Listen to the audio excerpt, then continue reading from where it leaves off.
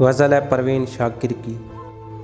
वो हम नहीं जिन्हें सहना ये जब्र आ जाता, वो हम नहीं जिन्हें सहना ये जब्र आ जाता, तेरी जुदाई में किस तरह सब्र आ जाता।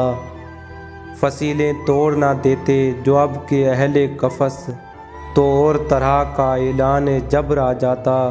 वो फासला था दुआ और मुस्तजाबी में, के धूप मांगने जाते तो अब्र आ जाता। वो मुझको छोड़ के जिस आदमी के पास गया, बराबरी का भी होता तो सब्र आ जाता। वज़ीर और शाह भी खस खानों से निकल आते, अगर गुमान में अंगारे कब्र आ जाता। वो हम नहीं जिन्हें सहना ये जब्र आ जाता, तेरी जुदाई में किस तरह सब्र आ जाता।